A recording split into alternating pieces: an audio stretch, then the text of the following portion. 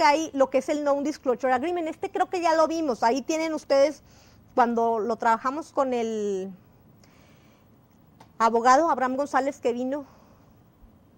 El Non-Disclosure no es más que el acuerdo de confidencialidad, que es el que ustedes le dan a firmar o que se dan a firmar mutuamente para que antes de la colaboración, como va a haber intercambio de información, pues debe haber un acuerdo de confidencialidad previo para que puedan hablar a gusto. Es decir, bueno, es lo que nos decía Samsung en este caso, vamos a firmar un acuerdo de confidencialidad. Tú me das todas tus patentes bajo este acuerdo, o sea, no hay licencia, solamente hay confidencialidad. Yo no me voy a comprometer no voy a divulgar nada, pero quiero revisarlas. Entonces, dame toda la información, yo la reviso, si me gustaron, si veo que algo me sirve, entonces ahora sí, firmamos el acuerdo. Entonces, este es el Non-Disclosure, ahí lo tienen también. ¿Qué es lo que contiene? Pues básicamente es el listado de las patentes, en este caso es para pero aquí si nosotros hubiéramos tenido 20 patentes, pues aquí tendríamos que poner, te vamos a dar la patente fulanita, la fulanita, y aquí este es el número, este es el título y todo el listado de esas patentes con su documentación, ¿verdad? Luego se dice también que no puede ser replicada la información, que pues, ¿qué temas te dice? Pues que para los efectos de ese contrato no es una licencia, que se entiende por información confidencial, que se comprometen a revisarla. Lo que también ponemos ahí es, tienes 3 meses para revisarla o 5 meses, o sea, no más. Después de esto, pues ya sea porque me regresas toda la información o la destruyes. Pero en estos acuerdos también tiene que haber compromisos. No es de que nada más lo vamos a firmar, pero no hay tiempos de revisión. O sea, tiene que haber compromisos muy claros de la otra parte a revisar y a tomar una decisión, porque los acuerdos estos es para hacer una negociación y tenemos que hacer esa negociación en 3 meses, en 5 meses o en un año, pero la decisión se tiene que tomar en algún momento. Entonces, también tienes que poner los tiempos esperados para la toma de la decisión. Entonces, eso lo pones en el NDA. Otra de las cosas, después de compartir esa información, pues obviamente tienes que prepararte, conocer con quien vas a hacer esa alianza, y la hoja de términos del contrato o la hoja de términos que se le da, pues básicamente lo que tiene es lo siguiente.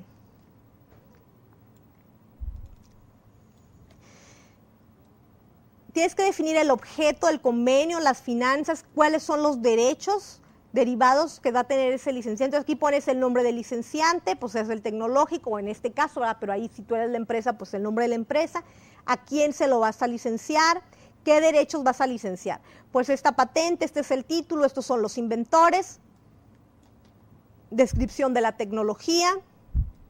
Voy a ponerlo un poco más grande, a ver si se ve. Las ventajas tecnológicas. Aquí pones todo lo que incluye tu paquete tecnológico que tanto hemos hablado, es el manual de manufactura, es la capacitación, es la asesoría, es la marca, también incluye servicios tecnológicos.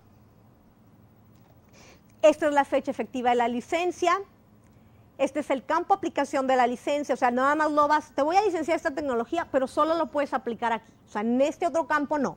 Entonces eso lo defines también ahí. Esta es una tecnología solo para refrigeración o para calentamiento de agua. ¿En qué países, en qué territorio? Y luego lo más importante también es qué tipo de licencia le vas a dar. Si es una licencia de exclusividad o es no exclusiva, si está limitado al territorio o no. Si es maestra, cuando hablas de que es una licencia maestra, es de que tiene capacidad esa empresa de dar más licencias a su vez, o tú lo puedes limitar, ¿no? Nada más yo las puedo dar y tú tienes una licencia no exclusiva. Si hay una tasa inicial, esto es lo que nos pagaba Samsung, que es $5,000. Entonces, te pago $5,000 por la solicitud de patente si nos vamos en cotitularidad. Es bien poquito, pero bueno, puede ser que es interesante porque pues ellos van a correr también con los gastos de patentamiento en otros países y ya se dieron cuenta cómo está de caro, entonces pues a lo mejor pues no es tan poquito, ¿no? O sea, ya a la vuelta de los años dices pues quizás pueda ser interesante, o sea, entonces ellos pagan una tasa inicial de $5,000 por patente, pero aquí tú pones tu precio, o estableces, ¿no? Si va a haber una tasa. También puedes establecer cuántos ingresos o cuántos productos se van a vender, el porcentaje de regalías esperadas. En algunos casos tú puedes pedir que se te reintegren los gastos. O sea, le dices a la empresa, pues yo me he gastado $100,000 o digo 100,000 pesos o lo que sea en patentes. Bueno, aquí está todo eso, ahora tú lo tienes que pagar o lo vas a cubrir. Entonces, también lo puedes, los gastos pueden correr por cuenta de la empresa. Aquí también pones la lista de las patentes que se han solicitado en otros países y pues básicamente eso es lo que lleva una hoja de términos de negociación. Entonces son 2 hojitas, les digo, muy sencillas, pero que te dicen en general todo lo que la licencia requiere. Ya de ahí viene el contrato y los abogados te dicen, pero lo más importante viene aquí. Entonces, eso es lo que se le llama hoja de términos de negociación. También ahí la tienen para que pues la puedan revisar. El Licensing Agreement, bueno, este es un ejemplo que viene, este es entre Yahoo y Microsoft, que también ahí les puse. Este es para que Microsoft pueda usar los algoritmos de búsqueda de Yahoo en sus, pues, como parte de sus aplicaciones. Entonces, pues viene aquí toda la licencia. Está bien interesante también porque, pues aquí ves cómo en este caso le piden exclusividad, o sea, para usar todos sus algoritmos de búsqueda, cómo van a ser los pagos, que si hay modificaciones a la propiedad intelectual de quién es, cómo se compromete. Entonces, toda esa parte, pues está también es algo que debe quedar muy bien definido en las licencias. Y otra cosa importante son las licencias cruzadas, que le llaman cross licensing, que se refiere a que Microsoft la autoriza, por ejemplo, a Yahoo a que pueda utilizar sus patentes y Microsoft a su vez también a Yahoo para que las incorpore. Entonces, conjuntamente se dan autorizaciones y a eso le llaman licencias cruzadas. Entonces, eso pues también lo pusieron ahí en el contrato.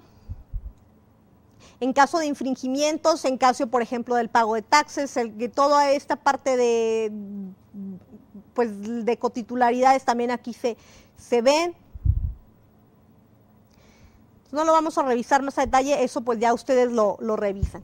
Porque aquí lo más importante, lo que quiero yo básicamente concluir en la parte de lo que es licensing y en la parte de negociación, es que entendamos que una negociación exitosa, pues siempre, como les repetía, como les dije al principio, debe ir en función de los acuerdos de las dos partes, no nada más de lo que una parte necesita, sino siempre las alianzas, las licencias deben estar diseñadas para que los dos ganen, para que los dos estén de acuerdo con ese convenio.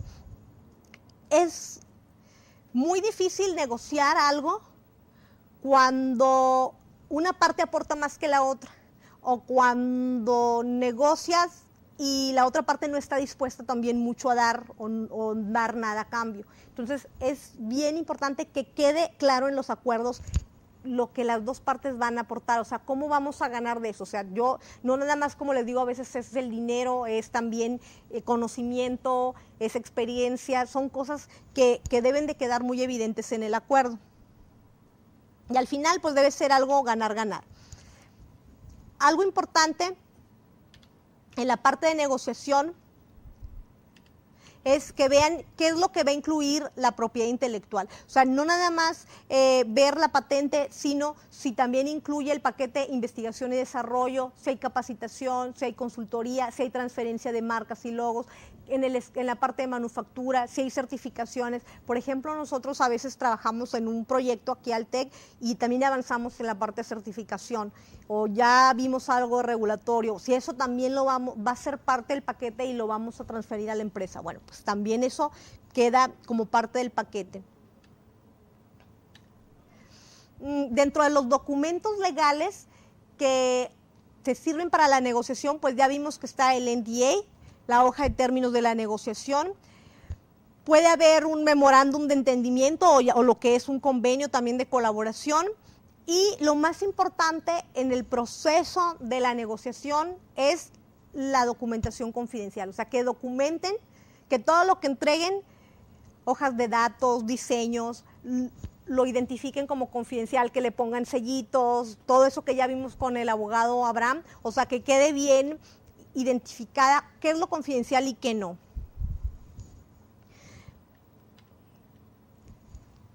Una de las cosas importantes también en la parte de licenciamiento, para concluir, vimos que hay que definir muy claro cuál es el objeto de la licencia. Los derechos, cuál es el alcance de los derechos de la otra parte. Si nosotros estamos transfiriendo, es una licencia exclusiva, es no exclusiva, es una licencia maestra, o sea, eso lo tienen que poner, que tiene derecho a fabricar, tiene derecho a comercializar. Esos alcances los tienen que definir en la licencia. También tienen que definir cuánto va a pagar en royalties, si va a pagar por adelantado algo, como Samsung, que nos quería pagar un adelanto de un fee. Por lo general siempre hay un fee por adelantado por la transferencia, y además, y otra cosa es el royalty, ¿verdad? O sea, por yo transferirte, porque tengas derecho a saber y porque tengas derecho a usar mi tecnología, pues vas a pagar esta cantidad. Ahora, ya sabes, cuando comercialices, voy a tener derecho a recibir un royalty. Entonces es otra cosa. Entonces tienes derecho a recibir, en caso de que haya actualizaciones, versiones y nuevos productos. ¿Qué pasa si la otra empresa modifica los productos? ¿De quién es la propiedad intelectual? Si va a ser conjunta, si sigue siendo tuya. O sea, todo eso lo tienes que dejar también definido en el contrato. Básicamente también dentro de los alcances de la exclusividad y no exclusividad, tienes que también definir si esos derechos pueden ser transferibles o no transferibles. Es decir, si ellos pueden, si son adquiridos por alguna otra empresa, se fusionan, si se pueden llevar ese acuerdo con ellos o no. O otra de las cosas es si, supongamos que ellos tienen filiales o subsidiarias, ¿verdad? Si pueden usar o hacer uso también de todo el grupo de tu tecnología. Entonces, eso debe quedar claro. No se permite hacer uso. O sea, si lo usa alguna otra subsidiaria o alguna otra filial, tiene que pagar también por la licencia. O sea, no es eterna. Entonces, aquí luego nos quieren hacer así en el TEC, nos dan una licencia y así pasa, ¿verdad? O sea, no es para todo el TEC, es para un campus. O sea, y tenemos otros campus, decimos, no, pues somos los mismos, sí, pero si quieres otra licencia para otro campus, pues pagas otra cantidad. Entonces, eso es lo que le llaman, si es transferible o no transferible, en el contrato ahí te especifica. El campo técnico de uso igual. El territorio, es decir, tú puedes licenciar solamente para el estado de Nuevo León, y puedes hacer otra licencia para Chihuahua y otra para Coahuila y así, o puede ser una para México, otra para Estados Unidos. Entonces puedes limitar los alcances por territorio, también puedes delimitar los derechos y también por propósito. Los infringimientos también tienes que definir si, en caso de que hay piratería, que te roban o que empiezan a copiar el producto, ¿de quién va a ser la responsabilidad? ¿Del que tiene la patente o del que está comercializando? Pregunta. Pues, ¿de quién será? Pues depende, o sea, la respuesta es depende, o sea, no hay respuesta correcta. En esto lo que yo quiero que nos quede claro es que en una alianza es lo que nosotros querramos poner, o sea, no hay una receta. Yo puedo comprometerme con el que le hago la transferencia, no te preocupes, yo voy a sacarte en paz y en caso de que infringen los derechos, yo peleo por los derechos y yo me meto a pelear. O digo, ¿sabes qué? Yo no tengo esa capacidad, va a ser tu responsabilidad, tú lo haces, pero ya lo acordamos aquí, ¿verdad? Entonces, eso es el tema, es de que no hay una receta secreta, no hay un mejor o un peor, es lo que los dos consideren que es mejor para ambos, dependiendo sus capacidades. También tienes que considerar pólizas de seguros por incidentes en caso de que pasaba con una tecnología, decíamos, ¿qué pasa si se cae la casa?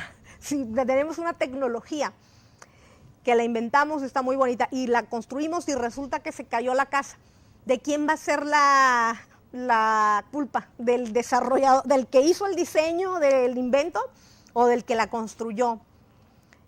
También ahí tienes que pensar hasta en esas cosas. Bueno, pues se tiene que llamar un perito y ver si fue falla estructural porque de plano la tecnología está mal diseñada, pues a lo mejor ahí yo puedo correr con una responsabilidad, pero si es por culpa del que la construyó porque no siguió los manuales, no siguió lo que yo le dije, pues es su culpa. Entonces eso también ahí lo debes de dejar, y quién va a pagar, quién va a indemnizar y sacar avante al TEC de cualquier demanda y cualquier litigio, todo eso debe quedar ahí muy bien claro.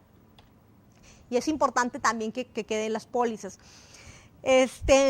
Los royalties, el cobro de royalties también es variable, o sea, no hay ni una fórmula secreta. O sea, tú puedes cobrar royalties por las ventas brutas, es decir, todo lo que vendas, obviamente descontando a lo mejor las mercancías de retornos, las comisiones por ventas, etcétera, o por las ventas netas, es decir, un porcentaje sobre las ventas brutas, o el 5% de las ventas netas. O por cada producto que vendas me vas a dar un fee, o sea, algo fijo, ¿verdad? No va a ser por venta, sino por producto, $1 por producto. Nosotros tenemos el caso, otra vez vuelvo al de los sistemas, pero ese estamos cobrando por metro cuadrado.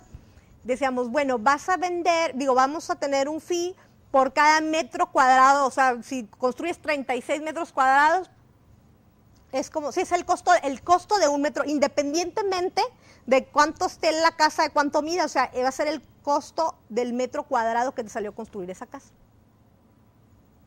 No por cuánto vendiste la casa, o sea, la casa la puedes vender en $1,000,000. Yo te voy a cobrar el costo de un metro cuadrado, ese es mi royalty. Y bueno, ese es un esquema, es como se manejó la regalía. Tú lo puedes manejar como tú consideres, dentro de tu modelo de negocio, dentro de tu modelo financiero, eso es correcto, y la empresa está de acuerdo, pues está bien, eso lo pones ahí. Lo puedes hacer sobre utilidades o lo puedes hacer sobre milestone, o sea, quiero mínimo esto, o sea, que me pagues estos pagos fijos o estos montos mínimos. Para el caso de las spin-off, puedes incluso tener también acciones, o sea, negociar con acciones. Y bueno, pues aquí vienen algunos ejemplos, ¿no? O sea, hay algunos casos donde te topan los royalties de acuerdo a las ventas. Por ejemplo, te dicen, si vendes de si tienes $1,000,000 en ventas, pues yo voy a querer el 5%, va a ser sobre el 5% de ventas. Pero si vendes más de 1,000,000, de 1 a 10 millones, pues es el 3%, o sea, el porcentaje baja. Entonces eso pues también lo puedes hacer y lo puedes medir en ventas anuales. Y estas tablas pues son algunos ejemplos de cuánto cobran las empresas por transferencia de tecnología acorde al área. O sea, también en la rama, el sector industrial o la rama industrial es diferente. O sea, no es lo mismo transferir tecnología en nano, o en bio, en TICS, en construcción. O sea, cada industria tiene su propio estándar. Y pues es importante que eso también lo conozcan.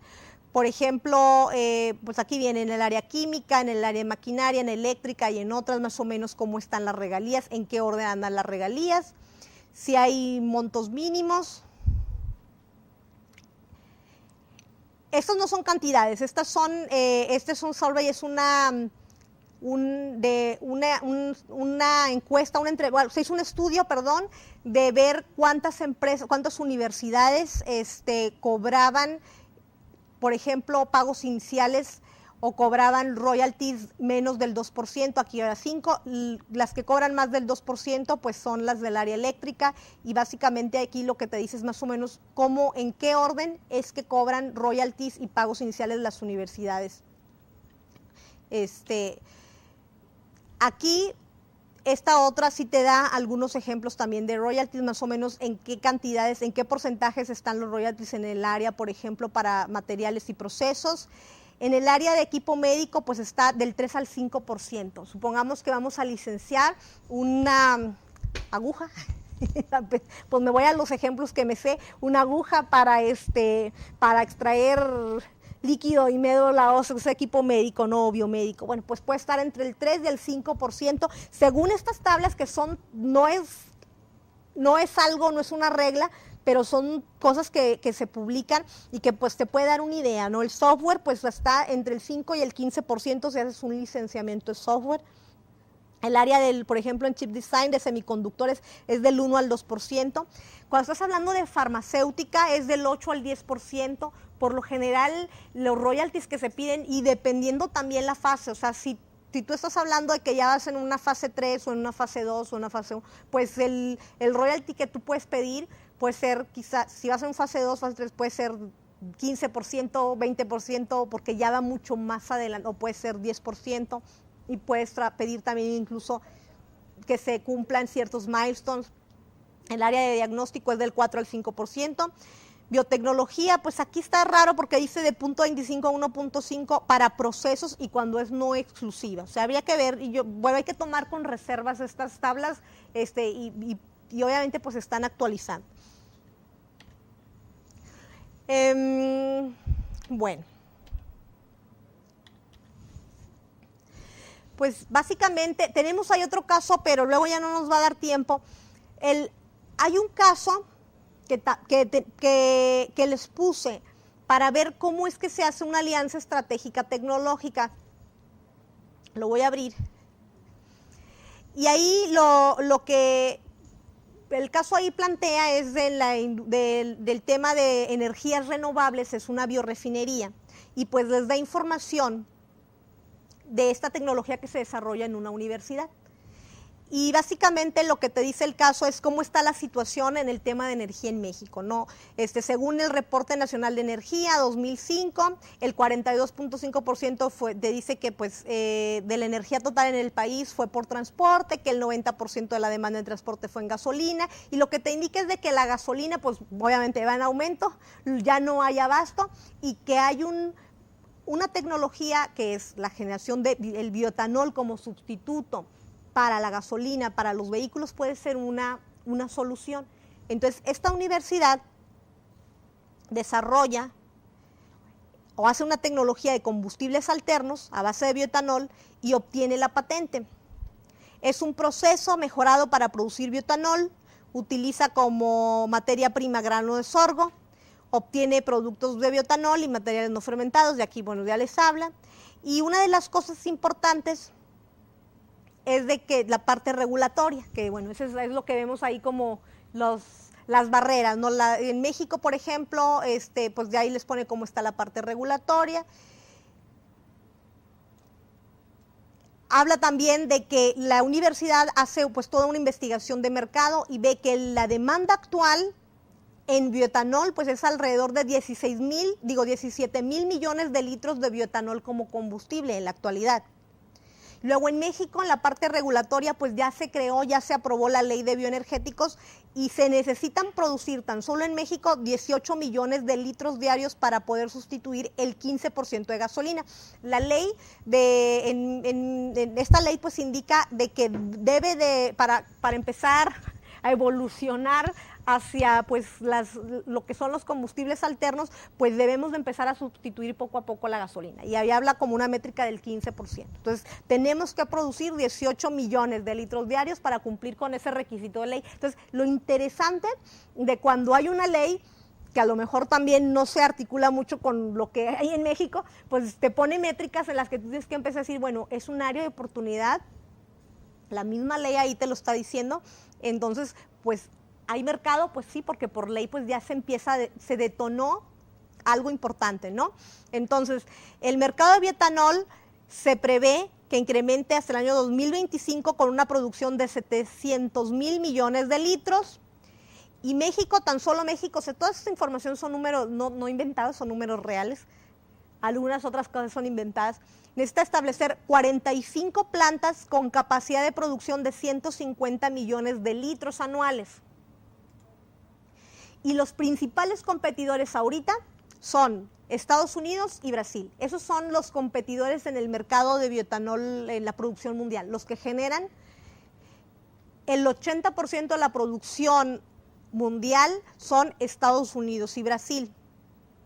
Y en México, esta universidad pues desarrolla una tecnología para hacer bioetanol. pero lo hace pues no a base de maíz, sino lo hace a base de sorgo, porque no está prohibido en México. Todas estas otras compañías, como el caso por ejemplo de Estados Unidos, lo hace a partir de maíz, porque allá, de hecho todas las biorefinerías de bioetanol son la mayoría, pero hay otras de sorgo, producen a partir de maíz, porque allá sí se permite. Y en Brasil lo hacen a partir de la caña de azúcar, o sea, es materias primas diferentes. Y luego resulta que aquí en México lo interesante es que es el segundo productor de sorgo a nivel mundial. O sea, entonces tenemos materia prima, la que quieras. Entonces, son de los factores importantes que ahí se ven. Entonces, encuentra en todo ese análisis, encuentra que los principales productores de sorgo en el mundo son Estados Unidos, que tiene el primer lugar como productor. Obviamente encuentra que es una oportunidad importante entrar a ese mercado y pues bueno, básicamente ahí empieza pues a ver todos los números, cómo está la proyección del precio histórico de bioetanol en Estados Unidos, cómo se ha estado vendiendo, el precio por galón.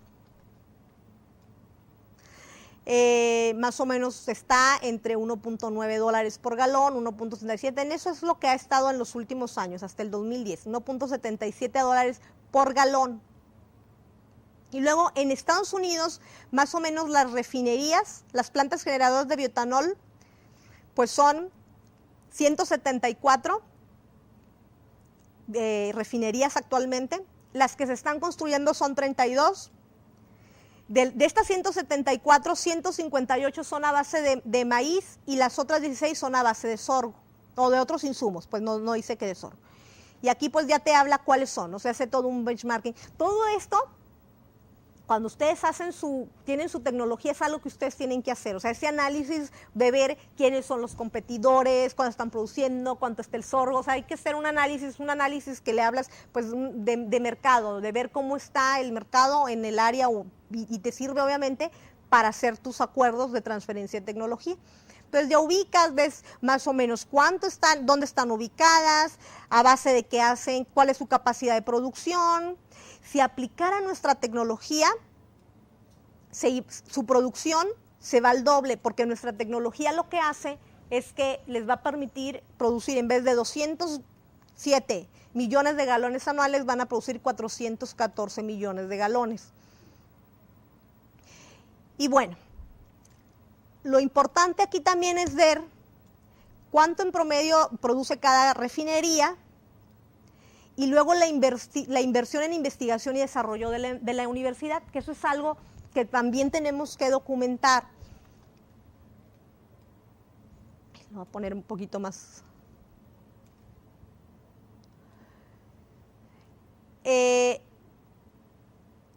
La inversión en desarrollo. Aquí te dice, bueno, algo que nosotros a veces no hacemos, o muchas veces no hacemos, es documentar cuánto invertimos. Y es bien importante, entonces hay que ver cuánto hemos invertido en la patente y también hacer un estimado de cuánto se requeriría para instalar una refinería. Pues aquí te habla de cuánto me saldría hacer una planta nueva, cuánto sería la inversión si ya está la planta y quiero tan solo integrar mi tecnología, pues me salen $500,000. Pero si tengo que poner una planta nueva, pues son $100 millones. O sea, hacer una biorefinería desde cero son $100 millones, es lo que te sale. Entonces requieres una inversión de ese tamaño. Para una que ya está, que ya tiene toda la inversión y solo quiere aplicar mi tecnología, pues con $500,000 puede doblar su capacidad de producción. Entonces eso es interesante. Y luego, pues hay que hacer los escenarios. O sea, la idea aquí es ponernos a pensar un poquito con toda esta información como input, es que se hacen los acuerdos. O sea, todo esto se los pongo ahí, pero para poder hacer un acuerdo de transferencia de tecnología, no lo puedes hacer de cero. Tienes que hacer todo un análisis de cómo está la industria, de quiénes son los competidores, tienes que hacer también de cómo se ha ido comportando, por ejemplo, de cómo se ha ido comportando el precio, por ejemplo, de los insumos. Tienes que hacer un análisis incluso pues de tu inversión y de lo que le costaría al otro invertir, para en base a eso, con toda esta información, Si tú eres asesor de la universidad y tú quieres licenciarle esta tecnología a alguna de las empresas que están aquí, ¿cuál sería el acuerdo de colaboración, por ejemplo, o cuál sería tu propuesta de licenciamiento? Si tú quisieras licenciarle esta tecnología como universidad a alguna de estas empresas, ¿en cuánto se la venderías con estos datos? Si se la vendes, se la venderías en $5 millones, $10 millones.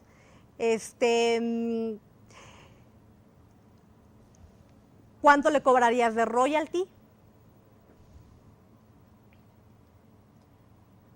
Si te convendría o te gustaría irte en un esquema de joint venture, por ejemplo. Son de las cosas que aquí les invito a que puedan pensar. Yo sé que ahorita ya no nos va a dar tiempo de que lo hagamos, de que hagamos el ejercicio, pero el caso ahí lo tienen. El caso ya lo tienen ahí desarrollado. Y ahí se los puse como un assignment para que pues lo puedan pensar como una estrategia de ustedes de licenciamiento, si son la universidad hacia la empresa, o si son la empresa, pues hacia la universidad también, cuál sería su estrategia de compra.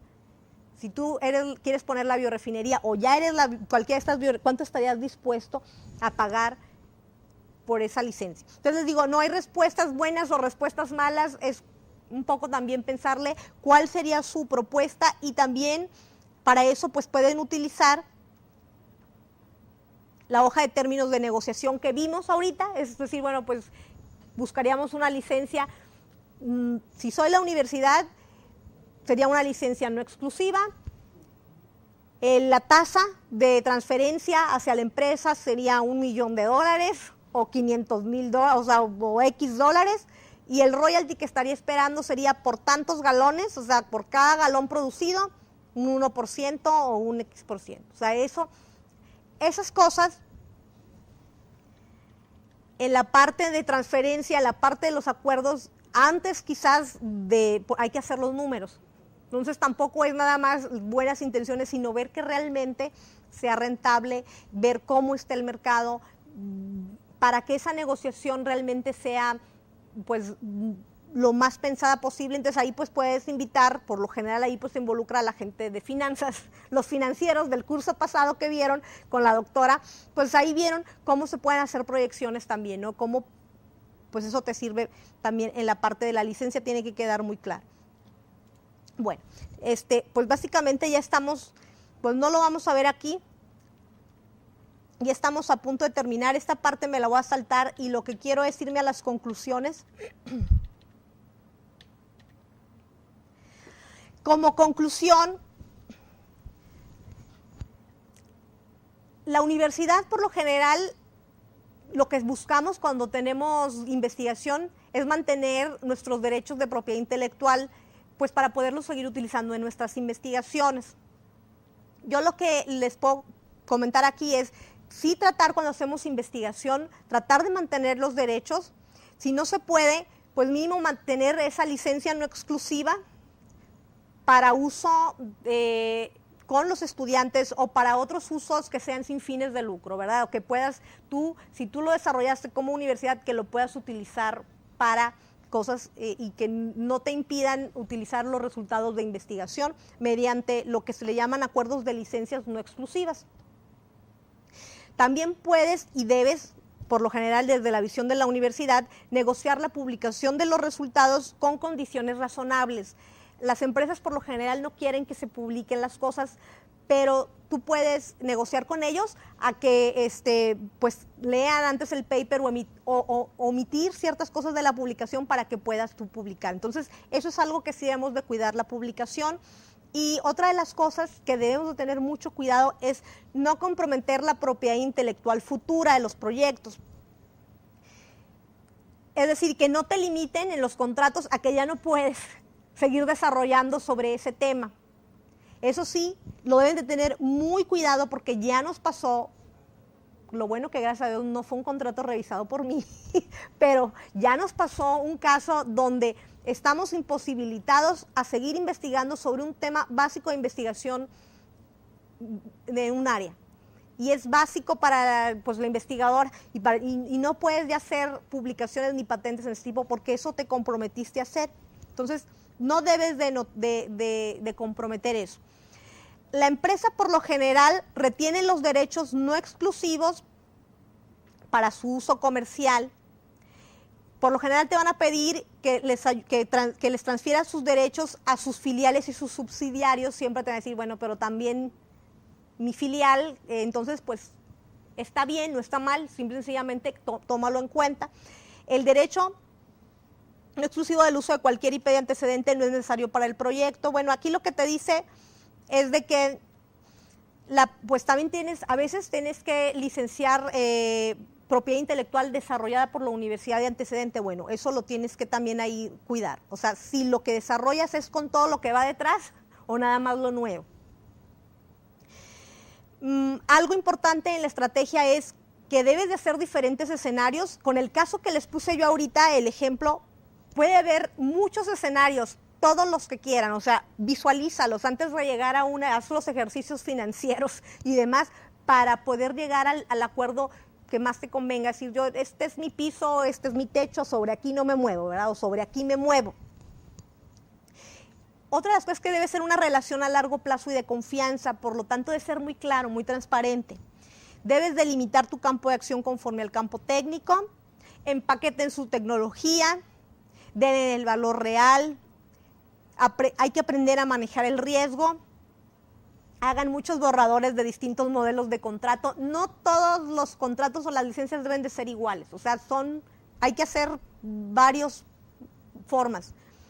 Hay que hacer un checklist y lo más importante, el due diligence. El due diligence es cuando hay una negociación, hay que conocer muy bien a la otra persona o a la otra empresa. Hay que meternos, por eso se dan los NDAs, conocer de lleno la visión, la misión, cómo está su investigación. Entonces es bien importante, incluso hasta las cuentas, o sea, nos metemos incluso hasta revisar la parte financiera. O sea, sí hay capacidad de sí afrontar lo que ahí se está comprometiendo, tanto de una parte como de otra parte. Pero lo más importante es que debe ser un acuerdo ganar-ganar. Los objetivos deben de ser conjuntos, los dos deben de beneficiarse de la comercialización de una manera justa. No se vale nada más pensar en uno, o sea, estamos hablando de una alianza. Los términos de propiedad intelectual no deben de ser restrictivos y, como les dice aquí, beneficio económico para ambas partes. Y finalmente, para los inventores, los top 10 tips, top 10 tips para inventores. Bueno, la tecnología, traten de manejarla hacia un market driven, o sea, lo que vimos de innovación más orientado hacia el mercado. No subestimen los recursos y el tiempo que se requieren para llevar una invención a hacer la innovación, ya vimos, o sea, que no es lo mismo invento que innovación. Entonces, no subestimen el tiempo y el dinero.